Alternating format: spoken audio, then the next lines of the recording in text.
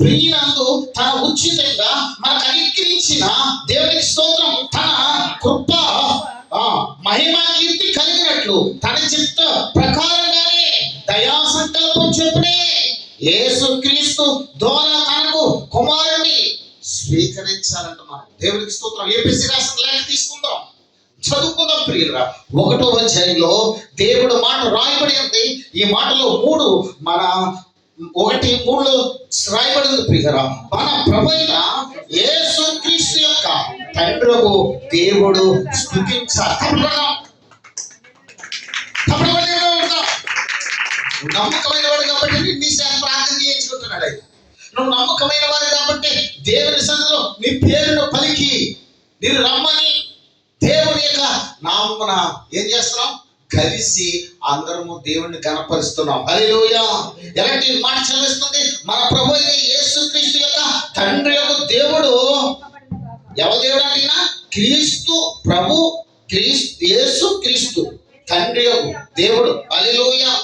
అంటే దేవుడు అంటున్నాడు పరలోకము విషయాలు ఆత్మ సంబంధమైన ప్రతి ఆశీర్వాదాన్ని ఇస్తాయి. ఈరోజు యేసు నామములో అటువంటి నీ విశ్వాసాన్ని బట్టి ప్రతి ఆశీర్వాదము నీ మీదకి దయచేసును గాక. చెప్పండి, నా మీదకి దయచేసును గాక. దేవుడు వాక్యం ద్వారానే అనుగ్రహించబడును గాక. అటువంటి దైవ ప్రణాళికలు, అటువంటి దైవ చిత్తంలో దేవుడు ప్రియమైన కుమార్తె కుమారుడా మనకి దయచేసును గాక. ఈరోజు నువ్వు నమ్ముతున్నావా? నమ్మితే అసాధ్యమైనది ఏది లేదు. దేవుడికి అంత సాధ్యమే. రోమి రాసిన లేఖలు తీసుకున్నాం ప్రియులరా. ఈరోజు ఇంకా చూద్దాం. ఇదే అధ్యాయంలో 4వ అధ్యాయంలో చూద్దాం. ఎట్టనగా దేవుడు స్తుతించుటను పరలోకంలో ఆత్మ సంబంధమైన ప్రతి ఆశీర్వాదం ద్వారా మనకు అనుగ్రహించబడిన ఎట్లా అనగా తన ప్రియయందు తన ఉచితంగా మనకు అనుగ్రహించిన కృప మహిమకు కీర్తి కలిగినట్లు తన చిత్త ప్రకారంగానే దయా సంకల్పం చెప్పి యేసుక్రీస్తు ద్వారా తనకు కుమారుడు మనకి ముందుగా నిర్ణయించుకున్నాడు. చాలా ప్రియులారా, యేసుక్రీస్తు శక్తి కలిగిన నామంలో ఎవరిని మనందరినీ నిర్ణయించుకుంటాడు. ఎప్పుడు కూడా నమ్మకము ఎవరికి ఉండాలండి? దేవుని దగ్గర నమ్మకం. ప్రియులారా, ఎవరి దగ్గర నమ్మకం? ఎవరిస్తారు నీకు? నిన్ను హెచ్చించాలి, అధికంగా నడిపించాలి. దేవునికి స్తోత్రం. అంతకంటే తన రాజ్యానికి నిన్ను ఆయన కూర్చున్న కుర్చీ కాడ నీకు కుర్చీ వేస్తాడని ఆ ప్రకటన గ్రంథంలో చెబుతుంది కదా 3:20. దేవునికి స్తోత్రం కలిగిన కాక తీయకూడదు. కానీ ప్రియ స్నేహితులారా, ఈరోజు దేవుడు ఆత్మ సంబంధుడు కనుక ఆత్మీయ సంబంధం కానీ నడిపించబడదాం. హల్లెలూయా, హల్లెలూయా. చూద్దాం ప్రియులారా, దేవుడు ఇచ్చిన మాటలు చూద్దాం. రోమి రాసిన లేఖలో దేవుడు మనకు అనుగ్రహించిన ఈ సమయం చాలా మంచి సమయం. దేవునికి మహిమ కలిగినట్లుగా దేవుడు ఆశీర్వాదకరంగా, సంతోషకరంగా, దీవెనకరంగా మనకి నడిపించినట్టు రోమి రాసిన లేఖలో సెలవిస్తుంది ప్రియులారా. 4వ అధ్యాయంలో ప్రభు ఇచ్చిన మాట చూద్దాం. 4:7 రాయబడింది. దేవుని చిత్త ప్రకారంగానే చూద్దాం. ఎలాగా చూడండి ప్రియుల, తన అతిక్రమమునకు పరిహారము నొందిన వాడే తన పాపములకు ప్రాయశ్చిత్తము నొందిన వాడు ధన్యుడు. ఈరోజు ఆలోచించావా? ఎలాంటి మాటిది ఆశ్చర్యకరమైన నీ జీవితంలో కావాలి. ఏమని రాయబడింది ప్రియులరా? ఎలా తన అతిక్రమం, మనం ఎవరు అండి? మన అతిక్రమములన్నీ కూడా యేసు రక్తం ద్వారా కడుక్కోవాలి. దేవునికి స్తోత్రం. అలాగే అతిక్రమముల పరిహారం నందిన వాడు, తన పాపములకు ప్రాయశ్చిత్తం నందిన వాడు ధన్యుడు. ఈరోజు ఎంత అలాంటి వారైనా ఎవరి దగ్గర ఉందో తెలుసావు? దేవుడికి సంతోషం కలిగించే ప్రార్థన పాపి కన్నీరు కారుస్తుంది. దేవునికి స్తోత్రం కలిగిన గాక. రోదన చేస్తుంది. ఈ రోజున పాపి దగ్గర ఉన్న భక్తి మామూలు దగ్గర లేదండి. దేవునికి స్తోత్రం కలిగిన దాకా రోదన. ఈరోజు అందరము కలిసి ప్రార్థించే వరకు ఉండాలి. దేవునికి స్తోత్రం. ఎప్పుడైనా సరే హెచ్చించుకున్నావా? నువ్వు చూస్తూనే ఉంటావు. నీ ఎదుర హెచ్చించుకున్నవాడు కిందకి పోతాడు. ఎంత సరే తగ్గించుకున్నావా? హెచ్చించబడతావు. నీ జీవిత ప్రకారంగా నేను ఎప్పటి నుంచో చెప్తున్నాను. హెచ్చించుకున్నారా ఏమంటారు? తగ్గించబడిపోతారు. ఇప్పుడు కూడా ఒకరిని కించపరిచే అధికారం నీకు ఇవ్వలేదు. ఒకరిని ప్రేమించి ప్రార్థన చేసే గొప్పతనము నీకు అనుగ్రహించాడు. స్నేహితుడా, కుమార్తె, దేవుడు నిన్ను నమ్మదగిన వాడు కాబట్టి నమ్మకమైన మంచి వారికి మెండైన దేవుళ్ళు దొరుకుతాయి. దేవునికి స్తోత్రం. ఇప్పుడు మనం ఏం చేయాలి? దేవుడు మాట సెలవిస్తుంది కదా, దేవుని వాటి జీవనంలో మన అతిక్రమములు పరిహారం ఉన్నది ఒక ఆయన ఉన్నాడు. హల్లెలూయ. మన పాపాలకు ప్రాయశ్చిత్తం ఉన్నది వాడు ఒక దేవుడు మనకు అనుగ్రహించిన కుమారుడు ఉన్నాడు. ప్రతి పాపము యేసు రక్తం ద్వారా ఏమైపోతుంది? పారదోలబడుతుంది, క్షమించబడుతుంది. ప్రతి రోగము యేసు రక్తం ద్వారా బాగు చేయబడుతుంది. నా ప్రాణము చనిపోతే ఎక్కడికి వెళ్ళాలి? యేసే మార్గం. యేసు రక్తం నిత్య జీవాన్ని ఇస్తుంది. యేసు రక్తము ఏంటట? నిత్య జీవం ఇస్తుంది ప్రియులరా. అందుకనే మనము ధన్యులము. ఎప్పుడైతే తగ్గించుకున్నావో అప్పుడు నువ్వు హెచ్చింప చేస్తాడు. చూడదు ప్రియులరా. అందుకనే కదా ఇంకొకటి 8వ అధ్యాయంలో చూద్దాం. ప్రభు చేత నిర్దోషిని ఎంచబడిన వాడు. తప్పుడు కొడదాం, తప్పుడు కొడదాం. ఎవరి దగ్గర ఎంచబడాలి? నిన్ను చూసే దేవుడి దగ్గర. లేకపోతే తప్పుడు నిన్ను కొడుకు కప్ప దూకుతో చూడండి. కప్ప తెలుసు కదా, కప్ప లాంటి జీవితం మనకు వద్దు ప్రియులరా. ఏంటి? కప్ప. దేవునికి స్తోత్రం కలిగిన కప్ప లాంటి జీవితం వచ్చావా ఏంటట? మంచి చెట్టు వలె ఉండాలి, పనికి మాలిన చెట్టు వలె ఉండొద్దు అని వాక్య ప్రకారంగానే తప్ప మన సొంత ఉద్దేశాలు చెప్తే ఎవడైనా తిరిగేస్తాడు. వాక్యంలో ఉన్న మాటలు చెప్తే ఎవరు తిరిగారు ప్రియులరా. దేవునికి స్తోత్రం కరెక్ట్గా. ఇప్పుడు కప్పలాగా ఉందామా? మంచి చెట్టులాగా ఉందామా? పనికి మంచి చెట్టులాగా ఉందామా? మంచి చెట్టు వలె ఉండాలి. అందుకే దేవుడు వాక్యం మరొకసారి చదువుకుందాం. స్నేహితులారా, ప్రియ దేవుని బిడ్డలారా, దేవుడు మనకు అనుగ్రహించిన మాట ఏమైనా రాయబడింది ప్రియులరా? ఇప్పుడే చదువుకున్నాం కదా. ప్రభువు చేత. ఎవరి చేత? ప్రభువు చేత. హల్లెలూయ. నిర్దోషంగా ఎంచబడిన వాడు ధన్యుడు. ఈ రోజున నిన్ను మనుషులు ఎంచితే గొప్ప రాదు, కానీ ఎవరు ఎంచబడాలి? ఎవరితో ఎంచుకోవాలి? దేవుడు చేత మనం ఏం చేయాలంట? నడిపించబడాలి. దేవునికి స్తోత్రం కలిగిన గాక. ప్రభువులో మనం ఎంచబడిన వారమై ఉన్నప్పుడు నిన్ను ఆశ్చర్యకరంగా నడిపించే దేవుడు. హల్లెలూయా. నమ్ముచున్నావా? నమ్మితే అసాధ్యమైతే ఏది లేదు. దేవుడికి అంతా సాధ్యమే స్నేహితులారా. నమ్మితే అసాధ్యం కాదు, కానీ దేవుడికి అంతా సాధ్యమే. ఏమని రాయబడింది ప్రియులారా? 4,000 చూసాం కదా. ఈరోజు నమ్మకమైన వారు, ప్రభువు చేత నిర్దోషిగా ఎంచబడిన వాడు ధన్యుడు. ఈరోజు అటువంటి ధన్యత మనకి కావాలని కోరుకుందాం. ఇప్పుడు చెప్పండి, ప్రభువు చేత ఎవరు ఎంచి పెడతారు? ఎవరు ప్రభు మాట వింటారు? ఎవరు ప్రభుకు నమ్మకం ఉంటారు? వారు ఏమంటున్నాడు? వారు దేవుడి దగ్గర ధన్యతను సంపాదించుకుంటున్నారు. మనసులు ఇచ్చేది కాదు, కానీ దేవుడు నీకు అనుగ్రహించేది. 8 దేవునికి స్తోత్రం. 8వ అధ్యాయం 33లో చూస్తే ఇక్కడ కూడా రాయబడి ఉంది. ప్రియ స్నేహితులారా, దేవుడు మాట సెలవిస్తుంది కదా. చూడండి, దేవుని చేత ఏర్పరచబడి. దేవునికి స్తోత్రం. ఎవరి చేత ఏర్పరచబడాలి? ఏర్పరచబడి వారి మీద నేను మోపిన వాడి ఎవడు? నీతిమంతునిగా తీర్చువాడు. తప్పకూడదామా? మరి తెలియక విశ్వాసులు తీర్పు చెప్పేసుకుంటారు కదా. మరి ఎవడని అడుగుతున్నాడు? మరి ఇప్పుడు జవాబు ఎవరు చెప్తారు? చెప్పాలి. దేవునికి స్తోత్రం. మరి ఇప్పుడు ఏమైనా జవాబు ఉందా? ఒకరి గురించి ఒకరికి డబ్బు వేసేసుకుంటాం కదా. నీకు ఎవడిచ్చాడు? అది కాదు. దేవునికి స్తోత్రం కలిగిన ఇప్పుడే దేవుడి దగ్గర పశ్చాత్తాపడతాం.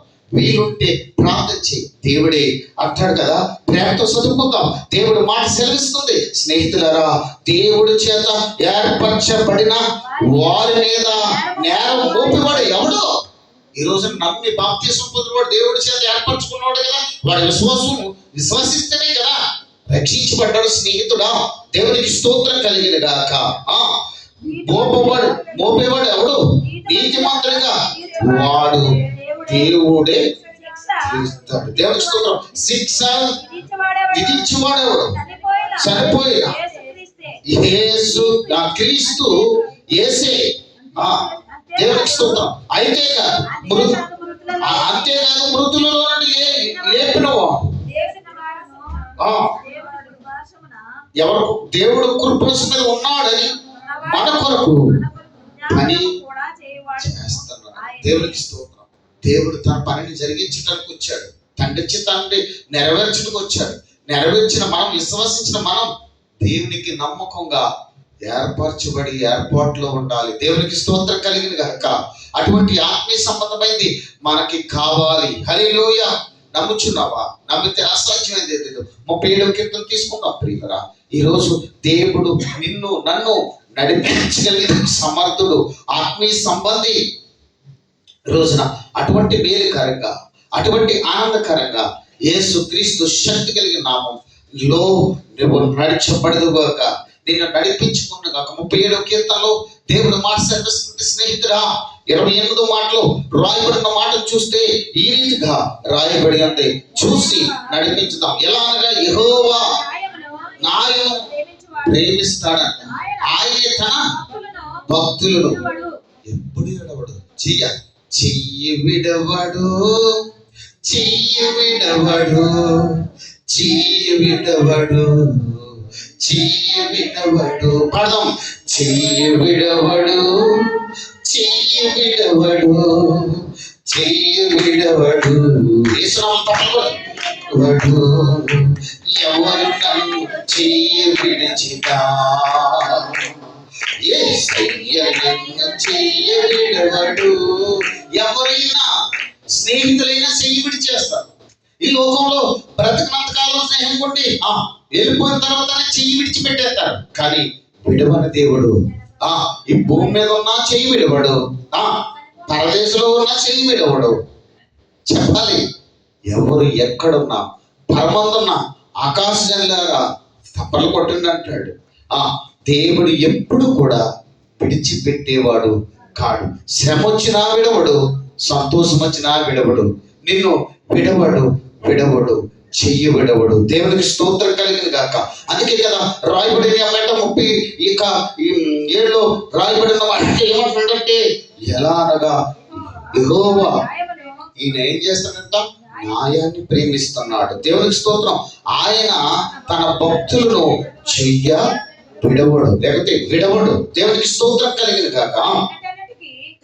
వారిని ఎన్నటికి కాపాడుదురు కానీ, దేవునికి స్తోత్రం కలిగింది కాక. ఎలాంటి వాడంట? ఎప్పుడు ఎన్నటికి కాపాడుదు కానీ భక్తిహీనులు నిర్మూలమవుతుందంట. ఎప్పుడు చూడండి, నీతిమంతుడు ఎప్పుడు అలాగే ఉంటాడు. చూడండి, ఎప్పుడు దేవుడు చెయ్యి విడిచిపెట్టకుండా దేవుడితో ప్రార్థన చేసే ప్రతి వ్యక్తి వరకు ప్రత్యక్షంగానే, వరకు ఆత్మీయ సంబంధాలుగానే ఉంటూ ఉంటారు. హల్లెలూయా. ఎక్కడొచ్చింది ఈ జ్ఞానం? దేవుడి బైబిల్ చదువుకున్నప్పుడు దాని ఆ రహదారిలో జ్ఞానాన్ని, ఆ భయము, భక్తిని చదివి కొద్దిగా భక్తిని ఇస్తాడు. దేవునికి స్తోత్రం కలిగి కాక. రోమీ రాసిన లేఖలో 14:14 చూసి ముందుకెళ్దాం స్నేహితులారా, దేవుని పిల్లలారా. దేవుడు మాట సెలవిస్తుంది. దేవుడు ఆశ్చర్యకరుడు కాబట్టి 14వ అధ్యాయము 4వ మాటలో రాయబడిన మాట చూస్తే ఈరోజు దేవుడిని కనిపించింది ఆత్మీయ సంబంధమైన మాట. దేవుని పిల్ల, దేవునికి స్తోత్రం, దేవుని కుమారుడా. 4:4 ఏమని రాయబడింది ప్రియులరా?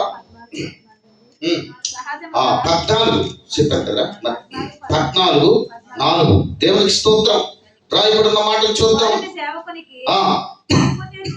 తీర్పు తీర్చుటకు నీవెవడవు? అతడు నిలిచిండుట పడియుండుటైన దేవునికి స్తోత్రం కలిగి. నిందించడానికి మనకు పని లేదు ప్రియులారా. ఎవరిదంటిది? తన సొంత యజమానుడి పనియే. హల్లెలూయా. అతడు నిలుచును, ప్రభు అతనిని నిలబెట్టుకును, శక్తి గలవాడుగా ఉంటాడు. దేవునికి స్తోత్రం. చాలు ప్రియులారా, నిలబెట్టుకుంటాడు, శక్తి గలవాడుగా ఉంటాడు. దేవుని బిడ్డలారా, ఈరోజు ఆత్మీయ సంబంధమైన మాటలు దేవుడు ఎప్పుడు నడిపిస్తాడు. 1:6 కూడా చూద్దాం. రోమీ రాసిన పత్రికలోనే 1వ అధ్యాయము 6లో కూడా దేవుడి మాట రాయబడింది. ఎందుకంటే దేవుడు సువార్త కొరకు, దేవుడు ఆత్మ సంబంధమైన యేసుక్రీస్తు దాసుడకు అపోస్తుడిగా నుండుటకు పిలువబడిన వాడును. ఎలాంటి వాడంట? పిలువబడిన వాడును దేవుని సువార్త నిమిత్తమే. ఎలాంటి వాడంట? దేవుని సువార్త నిమిత్తమే ప్రత్యేకించబడిన వాడుగా పౌలు రోమీలలో ఉన్న దేవుని ఎవరంటే ప్రియులందరికీ అనగా పరిశుద్ధులుగా ఉండుటకు పిలువబడిన వారందరికీ శుభం చెప్తున్నట్టు తప్పకూడదాం. ఈరోజు శుభవచనాలతో నీ జీవితం దేవుడి కొరకు సాగిపోవాలి. ఈరోజు దేవుని కొరకు ఆశ్చర్యకరమైన సంగతులు బైబిల్లో ఉన్న మాటలన్నీ వినియగలిగి హృదయంలో నింపుకోవాలి. అటువంటి దీవెన నీకు అనుగ్రహించును గాక.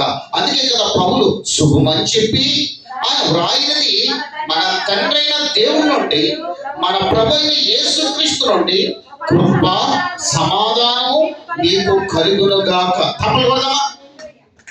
ఈరోజు సమాధానంతో నింపబడాలి. ఈరోజు కృప నీకు అనుగ్రహించబడాలి. అటువంటి ఆత్మయాత్రలో దేవుడు నీకు అనుగ్రహించును గాక. అదే వచనంలో 10లో చూస్తే దేవుడు మాట మంచిగా రాయబడి చూద్దాం. అప్పుడే ఎలాగైనా దేవునికి స్తోత్రం, ఆటంకము లేకుండా వాగ్దానం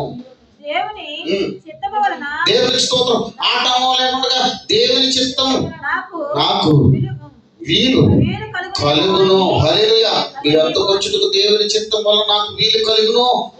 దేవునికి స్తోత్రం. హల్లెలూయా అని ప్రార్థన వలన దేవుడు మాట సెలవిస్తుంది. ప్రార్థన వలయందు ఎల్లప్పుడూ ఆయనకు ప్రతిమలాడుతూ మిమ్మల్ని గురించి ఎడతెగక విజ్ఞాపన చేసుకుంటాను. హల్లెలూయా.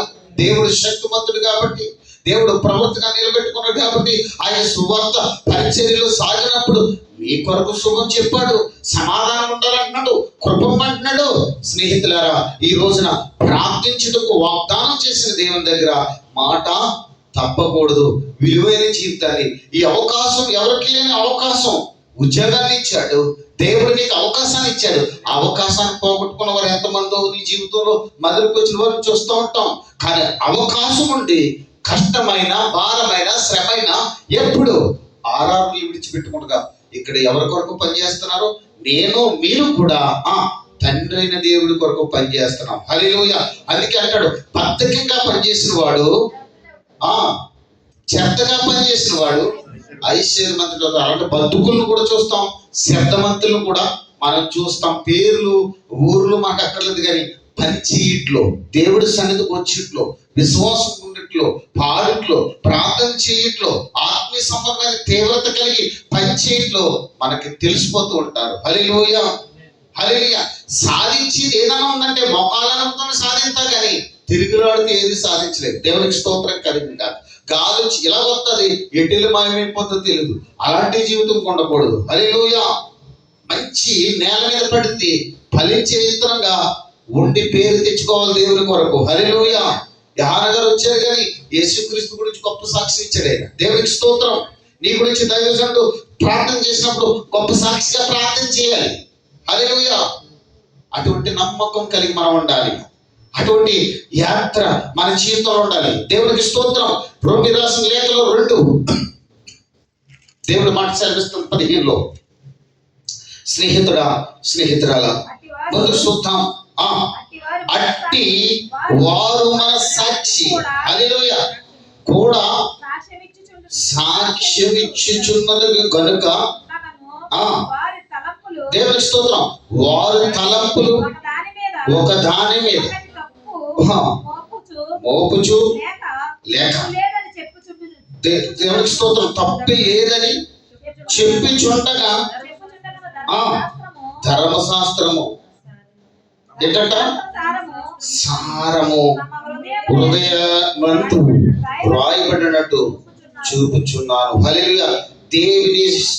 దేవుని సువార్త ప్రకారమే యేసు క్రీస్తు ద్వారా మనకు దేవునికి స్తోత్రం రహస్య మర్మాలు తీర్చిపోతూ ఉంటాయి. ప్రియులారా, మనం చూసినప్పటికీ ఒక మనిషిని డాక్టర్ ఎందుకు పరీక్షిస్తాడంటే, మనిషిని రోగం వచ్చినప్పుడు నీ జబ్బు చెప్తావు వాడు పరీక్షిస్తాడు.